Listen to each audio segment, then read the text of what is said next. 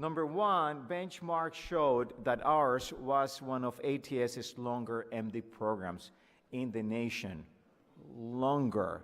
ATS is the accrediting agency that gives us credit, so it was longer, one of the longest. Secondly, we had not done a major overhaul of the MDiv program in about 15 years. There have been changes, yes, but a major overhaul, 15 years. Thirdly, students reported in exit surveys to be overwhelmed with the academic load. If you have been one of those that have been overwhelmed, you're not alone. There has been many reports saying, listen, I'm overwhelmed. What can we do about it? So, and also there has been some overlap in courses. Hey, you know what? I'm taking the same information in this course than here, and also from undergrad and what I take here. So we try to address all of those issues. And while the program, the revision may not be completely perfect, we believe it's stronger and better. Then, what do we do? What process do we take? So we created a process. The first thing, we created a committee called Strategic Pastoral Education Committee, and then we conferred with North American Division advisory groups. We sought input from you, especially the older students. If you're a first-year student, you may have not had the opportunity to give a lot of input, but older students, we were asking you to give us assessment and questionnaires and so forth. As Dr. Teresa said, those things are paying off, and your suggestions or your comments are paying off for the past several years. Also, we worked with the North American Division and said, hey, is this going to work for the pastors in the division and in the World Church? And also, the MDiv proposal for this new revision, we took it to all of the committees here in the seminary, Master Programs Committee and Dean's Council and faculty, and then also to the administration. And there's still some tweakings here and there, but the major portion has been approved. So we believe that what we have now is a stronger, deeper, and shorter MDiv. Do I hear an amens? Amen. All right, so that's what we have. Okay, looks like, okay, are we, are you going to do it for me, or, I mean, the next slide. Do I do it? Okay, I guess I'm gonna roll here, and you guys will do it from there. Okay, we did lots of changes, and I'm going to show only the significant changes, because there's lots of minor details that we don't have time today. The first one is that we're moving from 2 tracks to 1 track. Amen. Amen. No more discrimination in terms of tracks. We are one, and everybody will be what we call, it's only 1 track. Okay, I wanted to go one by one, but the second one reduced the total credits from 92 to 78. Is that good? Okay, 92 to 78 for students that today we call track 1, or students with a BA or religion degrees. So that's that. And then those who do not have religion or theological education will need to take extra prerequisites. But if you were able to take some of those prerequisites in college, we will count them here. So we need to do an assessment on that. Student burnout is being addressed partially by reducing the maximum number of credits per semester from 16 to 14. And that's the maximum. You can take a little bit less if you're able to, 14, 12, 10, but the maximum now will not be 16, it'll be 14 and 12 during the summer. And our goal is that those students that are able to transition to this, or the new students that started this year, or the students that are starting next year, will be able to finish the whole thing, what we call today track 1 students, and all of your prerequisites and language are completed. The goal is that you will be able to finish this in 2 years. Amen? Now, and I say it again, taking in consideration that all of our prerequisites are taken care of, then 2 years. Okay, next one, we reduced the elective credits from 12 to 6 in order to obviously reduce the whole load. And we made changes, for example, and I'm going to have time to mention only one. There was a big cry from many of you throughout the year saying, that course, Daniel and Revelation, is just too good for only one course. Can you break it into two? One course in Daniel and a different one on Revelation. Well, we have heard you, and under the new curriculum, we have separated the two of them so that you can have 2 full courses. Now, how will this transition be? Please know that we are learning on how to do this transition. So we don't have everything figured out in terms of how will the transition happen. But here is our best shot at it. Students who started in the 2017 bulletin, which is this fall, may be transitioned into the 2018 bulletin at your request. So if you just started, that's a big yes, you can be transitioned, not a problem. Students from bulletins that are prior to 2017 will be individually evaluated to make sure that it's good for you.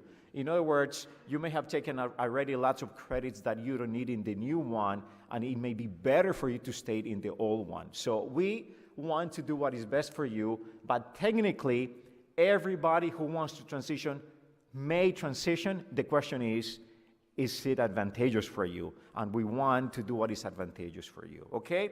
So all incoming students, the newcomers, will receive an evaluation of their transcript to determine prerequisite courses as needed. Let's talk a little bit about prerequisites. If you are not able to take all of the prerequisites here, or, by the way, today here we have some undergraduate students. I invited the undergraduate students that were able to come, and some of you are here. If my suggestion is take as many prerequisites as possible in your undergrad, because those count as your package for your BA. So when you come here, you just need 78. So take as many there. We'll give you the list when the list is ready. Well, it's ready, but whenever we're able to send it to you, we'll send it. But if you're not here on campus, folk that haven't arrived here, students needing prerequisites may take the courses online, either through Seminary Online Learning Center or here on campus. And again, even through Master of Arts in Pastoral Ministry, they can take some of the prerequisites as well. So there's a few questions that we have in this screen, and we're going to show one by one, and afterwards we'll turn it to you for your questions. First question: may I transition into the new MDiv program? The answer is yes. Secondly, who can benefit the most from this transition? Track 1 students who have been at the seminary for 4 semesters or less. If you say, well, I have been here 5 semesters, no problem. We will look at your transcripts, we'll look at the big picture, and we'll see. We cannot promise who's going to be benefited more or most if you're 5 semesters or 6. But for sure, if you have been here 4 semesters or less, you will be benefited more if you're track 1. If you have been here and you're track 2, you may not be benefited that much, but we can try to see what we can do for you. Does the total of 78 credits include languages? No, as in the past, if you were track 1, you knew that your 92 did not include languages. So this does not include languages, and that's why the languages is a prerequisite as well. Well, what if I'm a track 2 student? Well, under the new MDiv, you will need to take between 30 to 40 prerequisite credits, so it may not be advantageous to you. But if you want to try, we can review your transcripts to see what we can do for you. Some of you may have taken some prerequisites in college that may be applied. For example, Old Testament courses, New Testament, etc., may be applied to you. What if I'm in undergrad? Well, try to complete as many prerequisites as possible before coming here. That will be key if you are undergrad. What if I'm at track 2 but have taken some prerequisites at undergrad? As I already said, some of those may apply here. Can I take prerequisites online or even some courses online, even if you're here in the seminary? Absolutely, you may. When will this MDiv take effect? Fall 2018. And this is where the tricky part comes, because you will need to have a petition. You will need to petition if you want to transition to the MDiv. You want to petition that you want to transfer by the spring or summer semester in order for us to start making the transition. Next question. What if I have been at the seminary for more than 4 semesters? I already answered this earlier, but it may not be advantageous to you, but we will be more than glad to give it a try to see if this will work for you. How do I make the transition? For now, talk to your advisor. Right now in the MDiv office, we're not doing the transition. Please know, we have 446 MDiv students. You heard well, 446.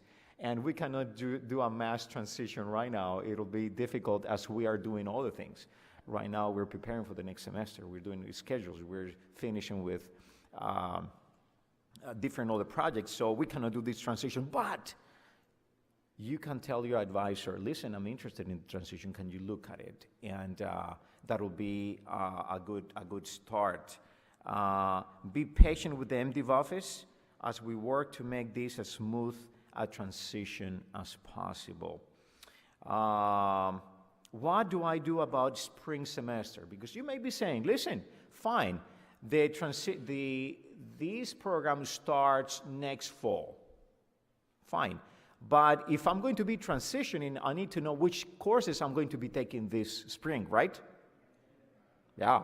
Well, we're thinking about that. So the answer is, as we do spring advising, if you qualify for the transition, we will guide you into the appropriate classes, even though officially the transition will, the new MDiv revision will start only on the fall, but we start guiding you into the right classes so that you do not take classes that you will not need in the future. Okay, so basically we're going to tell these are the best classes for you at this moment. So anybody that needs to even want to consider in transition needs advising. Okay, so that's what I had for now. And Dr. Teresa and myself, and Mona, is Mona here? And Mona will answer questions for you. Mona and Gurley too, please be on cue because, yes, please. Because Mona has been my right hand in this process. You wanted to say something before? I did, yeah. So I'll try swallowing the mic this time. I hate swallowing mics. They should pick up better. Just a couple additional things, yes, and then we'll take the questions. Some of you might ask about the concentrations, and I don't think we got to that, but just brief information about the concentrations. If you're already in an emphasis, you'll be able to finish the emphasis if you stay in your bulletin. We'll work it out. In the future MDiv, we're doing away with the emphases and putting in something that we believe will be better, and that will be concentrations that actually can be listed on your transcript. So to start with, we have 2 concentrations. One is a chaplaincy concentration that you're already aware of, and we've got that worked out for you to jive well, integrate well into the rest of the MDiv courses. And then we've got a youth and young adult concentration that you can do along with your MDiv. And then there'll be a kind of a hybrid one that's a congregational ministry plus chaplaincy if you want to be prepared and recommended for both. So don't worry about concentrations. We're keeping that in mind and taking care of that. So Dr., now that you mentioned concentrations, next Thursday, a week from today, right here, we're going to have a chapel or a moment at 11:30 just to talk about duals and concentrations. We have 4 dual degrees that you can take. Duals will continue. Duals will continue. and then we're going to speak about the two, especially about the duals. We're going to concentrate about the duals. How can you take a dual next Thursday right here at 11:30? So be here if you're interested. We have, Girly has cards. If you're interested in that, she's got information. duals? In the duals. The Just cards raise- are for the duals. Yeah, you can grab them on your way out from Girly, and it'll tell you about the fair next week. Good, good. Just a couple other things. We'll have some templates to help guide you through so you can get through quickly. One other thing I know that you've been asking for, it doesn't show up directly in the MDiv, but I've heard a lot of talk about wishing for better mentoring from faculty, peer mentoring and so on, and that's a piece that we're working hard on, making sure that as we move into the next year, we're going to augment the kind of mentoring that we have available for you. So that's just a few things. And as Dr. Ortiz said, as soon as we have all the details in place and the preparations ready, we'll give you more information. There's a lot of details that we're still working out. So I see a question here. I have, ooh, that's loud. I have two questions. The first is, it's a 92 credit hour for track 1 now. It's going to 78, so that's a 15 credit hour difference. You said you're knocking 6 credits of elective off, so that's 9 credit hours left. What classes are taken out of those 9? Yeah, we're not quite ready to detail that yet, but we will help you in making the transition. What we've tried to do is remove ones with a lot of overlap. And so we've done some combining and so on, so that we're not taking anything, I don't think, that you're counting on out, but we are just trying to push things together more efficiently. Will the new program solidify semester-to-semester classes? For instance, I will know every spring semester this class is going to be offered. Yes. Praise That's what I was Jesus. trying to say a minute ago, just said it too briefly. We're going to have some templates that'll help you move through. You know exactly what courses you can take, and they'll be there when you need them. That's one of our big goals. We're working on a new master schedule that we will make available to you once we have it finished. And that will also help you plan for upcoming semesters. Now, as you advise for spring semester, I know what's happening. So does Girly. And we'll make sure that if you do decide to transition, that you're taking the right selection of classes for spring semester. My question is, majority of the stuff you covered is about the prerequisites. We need to know what the prerequisites are, especially for us Track 2 students. And I know you may not have all of them right now, but can you give us a couple of them, a sample of them, or something dealing with the prerequisites? Yeah, we will give you a complete list, as a matter of fact, very soon. But in general, we have different departments in our seminary, New Testament and Old Testament, Christian ministry, and we have 1 or 2 courses from each department as prerequisite. But we'll give you that full list for you to have it very soon. The placement exams, maybe that would help you. The placement exams that we've had in the past remain. So the things associated with that remain. We are revising. We're working on revising the placement exam for the languages, but there still will be one, and we're working on the whole language program. We're working toward. It'll take several more months yet, probably another year. We're working to complete the revision of incorporating software and so on into the language program so it's more useful. But Yeah. Hello, I just want to ask, as far as the emphasis go, you said that you will be able to finish the emphasis.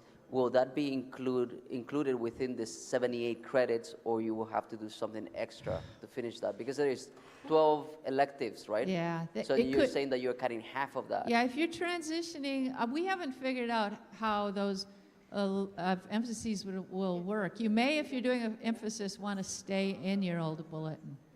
But we haven't figured it out for sure, so you'll want to counsel with Mona and Dr. Ortiz as we get it more figured out and as you think about your priorities. Remember, just in terms of terms, we are doing away with emphasis, and we're bringing in concentrations, and we have only 2 concentrations. But we'll the give old bulletins have emphasis. Oh, yeah. That's For the old that's the bulletin. question. That was the question, yes. So first and foremost, thank you so much for working hard to revise this MDiv program. We do appreciate it. Amen.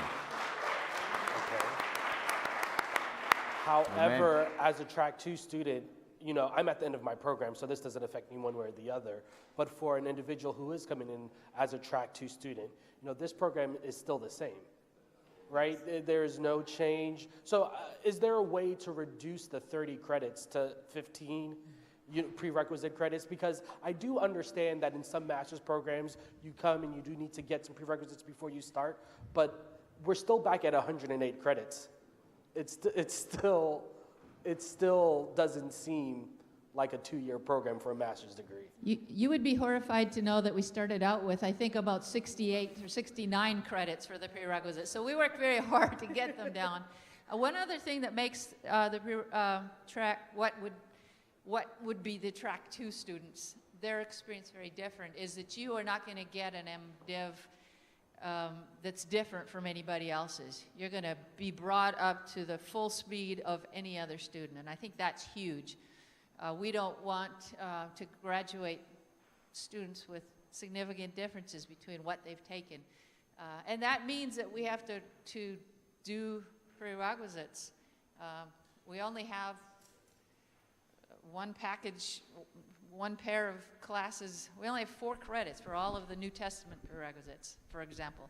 Just that kind of thing. We squeeze them down as far as we could, but we want to make sure that everybody that comes out with the MDiv has the full knowledge they need. Two very quick things about that.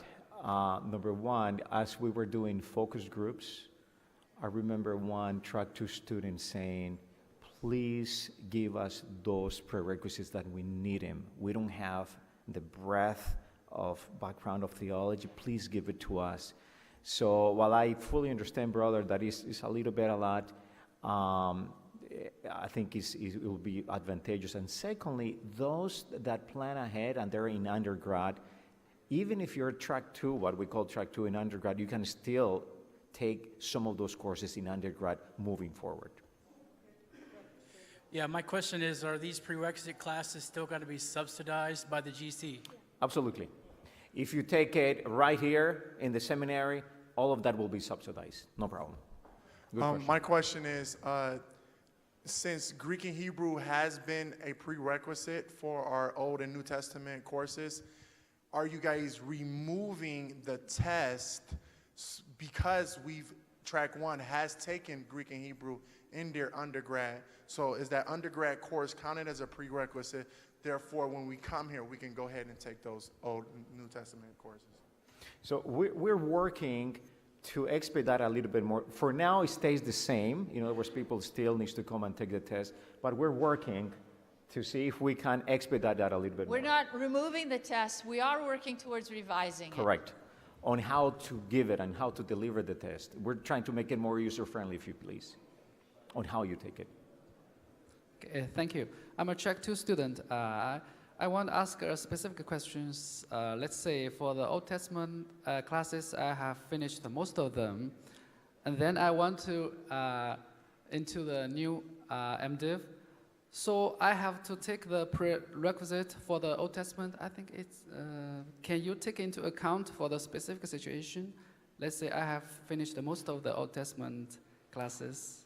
Yeah, Thank you. that's why we have advisors who are going to be working very hard when the time comes to help transition you. If there'll be some courses that we replace that we're able to say automatically over there, if they see that you're taking this new course, it automatically replaces this old course. And we'll make sure that we transition you as smoothly and as beneficially as we can. Question, how academically, I guess, robust is the new MDiv in the sense of, for those who might want to go on to PhD programs of those natures, how much do those prepare us as far as course load requirements for getting into future programs? Well, the MDiv is as strong as ever. The fact that we reduced a little bit, it doesn't mean it's weaker. It's probably stronger than before. And as somebody mentioned, even for some track 2 students, even a few more courses. So it's as strong as ever.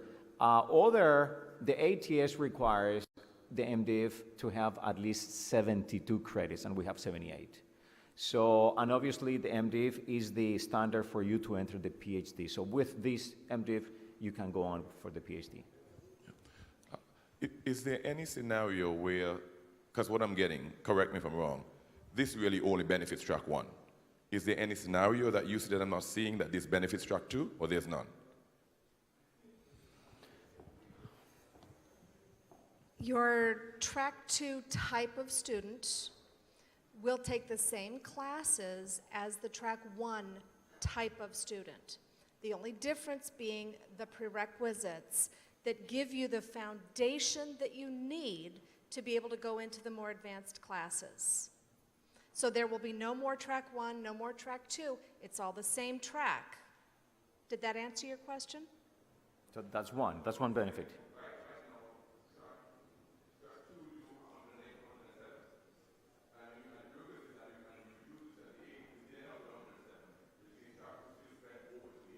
That is correct.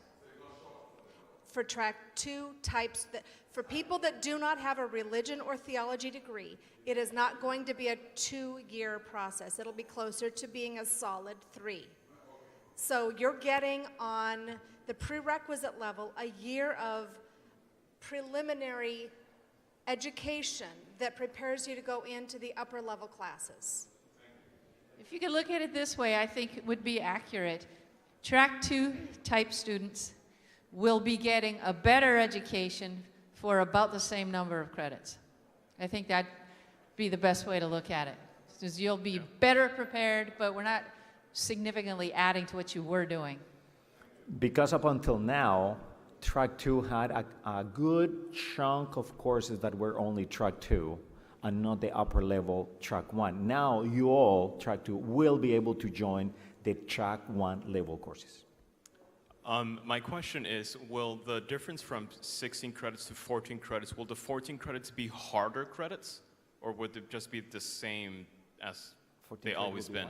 Which credits are you talking about? Because I heard that the minimum will be dropped from 16 to 14, is that correct? Yeah. Okay, but my question is, when it comes to the hardness of those credits, will they just be harder credits? Because I know some master's degrees, the max that they could take is only 12 credits because they're pretty hard credits. That's why I'm just wondering if they will be exactly the same, or is it just going to be harder credits? I don't know. It has to do with how many credits you will be able to take during one semester. Here's an answer I think that will help you. We have federal guidelines about how much work to require from students outside of class for every hour in class. Those guidelines don't change. So the agreement that we have, the guidelines we have from the federal government is that we are to require for MDiv students 2 hours outside of class for every hour inside of class. So that's 2 hours a week for every credit that you spend in class in a week. That's not going to change. So when it goes from 16 credits to 14 credits, you should have less work, as long as you were doing that 2 hours for every hour in class. Small detail. It should decrease your work, and we actually plan to review syllabi in some way to help make sure that the syllabi are within those kind of standards. Would students who have to do like track 2, the prerequisites, would that even make you an MDiv student? Or is it until you fulfill the prerequisites, would you be considered an MDiv student? Those new students that will come here, they will be MDiv student. But what we're trying is for you to be able to finish those prerequisites before taking the others. But yes, upon arriving, you will be accepted as an MDiv student and have the blessing of the subsidy and so forth. Yep, it's a provisional acceptance. Then when you complete your prerequisites, you move into full acceptance, and you can start taking the other MDiv courses. Students that are transitioning bulletins that are already track 2 that make a decision to do that, we will look at the prerequisite courses against the classes you've already taken, and I will suggest that you start finishing the prerequisite type classes, but we can't necessarily limit you to that. So again, it's going to require some pretty tight advising. So be sure that you come in and see me and or Gurley. But, you know, we've got the advising schedule open. I start advising next week. If you think you're going to transition bulletins, please be sure you see me. Yeah, by making the appointment in the Google Doc, okay? And we'll do more and more advising as we progress into next semester. I've noticed in some of my classes that there's quite a bit of redundancy from my undergraduate degree. Will this eliminate that? I'm serious, because the reality is when I go into a class and I've learned this stuff already in my undergrad, I'm not trying to be like flippant about it, but it's No, I was totally laughing because I thought I redundant. heard someone say no, and I... Yeah, I know. Somebody's got the answer already, so we don't need to answer. That's what we're working toward. There's another thing going on in the background that will help with that, and that is that the NAD is designing a pathway to ministry from college level to retirement. And they're setting up outcomes, goals. For college level, this is what you need to know. For MDiv level, this is what you need to know. And what we're working on is, as we put this new curriculum into place, we review the syllabi for the core courses, and we make sure that those core courses are focusing on the MDiv level outcomes that the NAD is putting together. We pray that they get those completed and final draft form so that we can have this ready for you in September. Glenda. No. Some are 2 to 3. Some are 2. Repeat the question. So, it's 2 to 3 credit classes. Do we still have those? Some courses will be 2, some courses will be 3. And so, depending on the program, some programs will need them for different number of credits than MDiv students. We are working to set up your registration process, so only the number of courses, number of credits you need will be available to you in the MDiv program. That's something we're trying to do to make that clearer. All right. Is there a question in the back? Okay. I have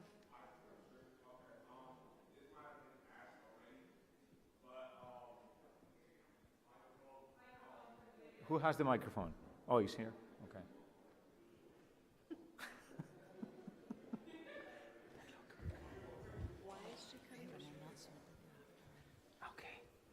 The question I want to ask you is this, the credit hours, I think maybe someone said it earlier, I came in kind of later, but what are going to be the new credit hours for track 1 students? Because some of my colleagues in the back, I didn't get to hear it. 78 credits total. 78 credit score. So for those like in mind that have come back in here back into school, who have like 30 hours and stuff like that, we'll be able to graduate in 2 years or 2.5. You're talking about prerequisites, right? All right, here's the story. If you're a year into your program, you've already taken X number of classes. In the revised MDiv, the requirements are different, but most of the classes that you've already taken will fit into one requirement or another.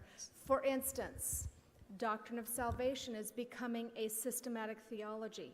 Well, if you've already taken a systematic theology, you will end up with 2 systematic theology classes. So I will work with your check sheet to make it work. You may end up with some extra classes that you didn't actually have to take in the new MDiv, and they're just going to be extra classes. Once you've filled up your 6 electives, I'll just keep a list of extras, and that will help us determine, you know, if it's 2 or 3 extra credits, it's not a big deal. If it's 15 extra credits, you may want to rethink transitioning.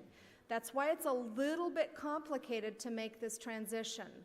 So all first-year students, we're going to take a really hard look at what you've done and probably put you into the new check sheet just because, and then we'll sit down and look at it. Second-year students, it's a little more complicated. We're still going to look at it with you, but you've got to make individual decisions about whether you transition or not.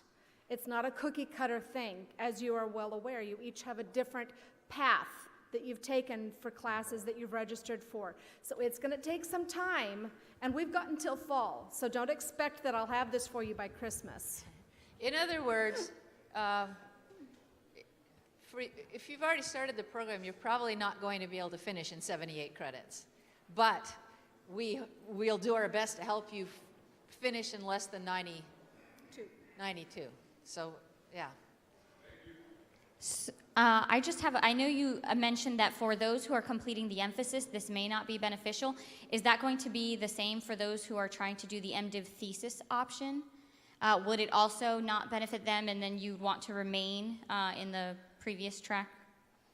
So for the MDiv thesis, you can get up to 8 credits for the MDiv thesis. Right now, we have only up to 6 credits of electives. So in that slot, if you please, you will be able to put only 6 credits. You will be able to knock down only 6 credits through your thesis. You can still get 8 credits, but given that we have only 6 credits for electives, those are the 6 credits that you will be benefited. It's really an individual basis, because Mona will have to look at what you already have, whether some of those need to go into elective. So a lot of these specific questions, it just will have to be advising. So we're grateful to have a good set of advisors here.